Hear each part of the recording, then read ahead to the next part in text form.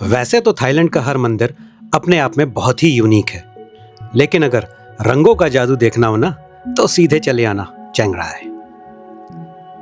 जैसा कि पिछले एपिसोड में हमने आपको चियांग राय के सबसे फेमस और यूनिक व्हाइट टेंपल, जिसका कंस्ट्रक्शन अभी भी चल रहा है और शायद आने वाले 50 साल और लगेंगे उसे पूरा होने में, के बारे में बताया था और दिखाया था। क्या अभी तक आपने उस वीडियो को नहीं देखा है? तो भाई देर ना करो और उसको भी देखो जाकर। हाँ, तो मैं कह रहा था कि चियांग राय के रंगों का जादू दिखाने के लिए अब मैं आपको ऐसी जगह लेके आया हूं जो व्हाइट टेंपल से बिल्कुल अलग है। इस जगह जहां भी नजर घुमाओगे ना, सिर्फ गहरा नीला रंग और गोल्ड ही दिखाई देगा। स्वागत है एक ऐसे टेंपल में जिसे दुनिया ब्लू टेंपल के नाम से जानती है। यकीन मानिए, यह मंदिर भी एक मॉडर्न मास्टरपीस है। वैसे इसका असली नाम वॉट रॉन्ग सू टेन है, जिसका मतलब है temple of the dancing tigers. कहा जाता है कि सालों पहले यहाँ जंगल हुआ करता था और बाघ पास की नदी के ऊपर से छलांग लगाते थे, जो देखने में ऐसा लगता था कि जैसे नाच रहे हैं। यहाँ से आगे बढ़ते ही हमें दिखाई दिए 6 पैक्स वाले गरुड़ देव जी, जो कि भगवान विष्णु के वाहन माने जाते हैं और हिंदू बौद्ध दोनों परंपराओं में शक्ति, संरक्षण और धर्म की विजय के प्रतीक हैं। थाई परंपरा में गरुड़ को राजा और राज्य की शक्ति से भी जोड़ा जाता है। शायद इसीलिए यह थाईलैंड का राष्ट्रीय प्रतीक भी है। और मंदिरों में गरुड़ का होना धर्म और शासन के संतुलन का संकेत भी देता है। यहाँ का आर्किटेक्चर भी ना सच में बहुत अमेजिंग है। ये सामने रहा मंदिर का मेन एंट्रेंस। असल में हम लोग मंदिर के पीछे से आए थे। ये मंदिर भी शांति, कला और आधुनिक थाई आस्था का अद्भुत संगम है। इस मंदिर की सबसे बड़ी पहचान है इसका इंटेंस ब्लू कलर, जो बुद्धिमत्ता, शांति और आध्यात्मिक गहराई का प्रतीक माना जाता है। कुछ सेल्फी लेके चलते हैं अंदर। अब नीले रंग की उभरी हुई ये गोल्डन डिटेलिंग जो है ना, ये मंदिर को और भी दिव्य बना देती है। बाहर से जितना भव्य और अंदर से उतना ही शांत। पूरा हॉल सफायर ब्लू रंग से रंगा है। दीवारों पर बौद्ध धर्म की कहानियां पेंट की गई हैं, जो मॉडर्न आर्ट और ट्रेडिशनल थाई स्टाइल का एक परफेक्ट मिक्स है। ये जो लाइन से सजे हुए आसन देख रहे हैं ना, ये आसन बौद्ध भिक्षुओं के बैठने के लिए होते हैं। जब भी मंदिर में कोई विशेष प्रार्थना, प्रवचन या समारोह होता है तो भिक्षु इन्हीं आसनों पर विराजते हैं। और बीच में विराजमान है विशाल बुद्धा। नीले बैकग्राउंड पर यह सफेद मूर्ति ऐसे ग्लो कर रही है जैसे कोई जादुई रोशनी निकल रही हो। थोड़ी देर अंदर शांति से समय व्यतीत करने के बाद अब हम आ गए हैं बाहर। मंदिर के दाईं तरफ कुछ सोवेनियर्स, कपड़ों और खाने पीने की शॉप्स हैं।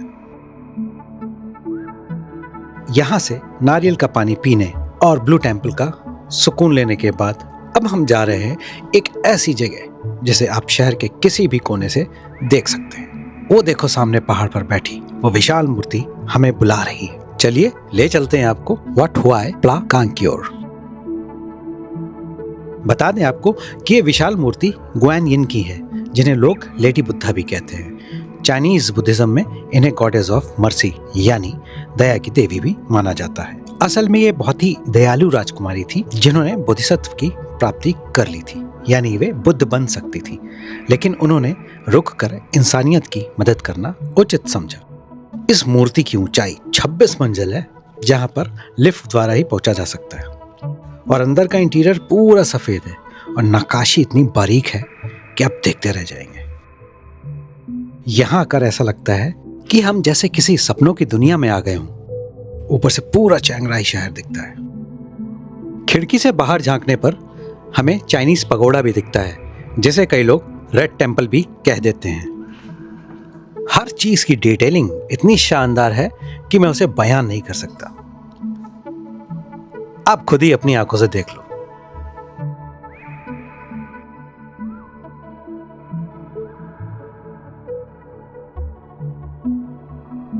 और खिड़की से बाहर के नजारों का तो कहना ही क्या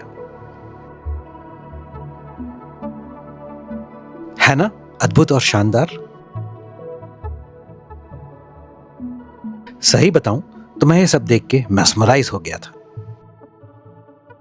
चलो अब आगे बढ़ते हैं। गॉडेस ऑफ मर्सी की ब्लेसिंग्स लेने के बाद अब हम वापस चियांग माई की ओर चलने के लिए तैयार हैं, क्योंकि कल हमें अपने अगले सफर, अगले एडवेंचर के लिए निकलना है डोई एंथेनॉन की ओर, जो कि पूरे थाईलैंड का सबसे ऊंचा पहाड़ माना जाता है। लेकिन ठहरो, उससे पहले चलते हैं अब ललिता कैफे की तरफ, जो कि यहाँ से थोड़ी दूरी ही स्थित है। और ये एक ऐसा कैफे है जो आपको किसी फेरी लैंड में होने का एहसास दिलाएगा। लेकिन उससे भी पहले इस चाइनीज पगोडे के भी दर्शन कर लें।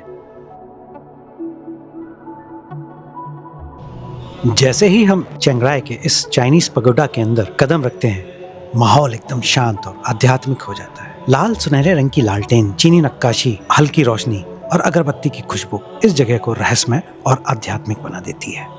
पैरों में, दूसरे पैर में छाला पड़ना शुरू हो गया है, जो कि दर्द कर रहा है अच्छा खासा चलने में। अब चलते हैं अपने लास्ट अट्रैक्शन की ओर।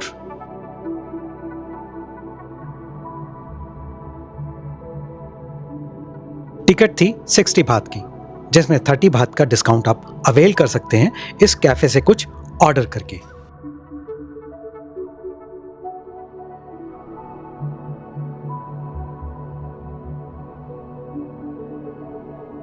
इसमें एंटर करते ही घने जंगल की फील आती है।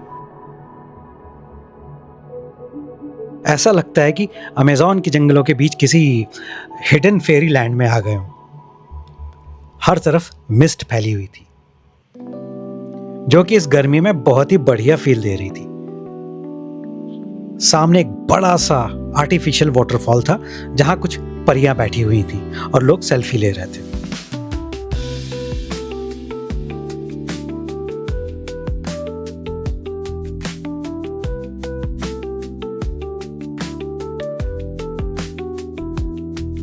थोड़ी देर इधर उधर घूमने के बाद कुछ और परियां बैठी दिखी, तो हम भी पहुंच गए सेल्फी लेने।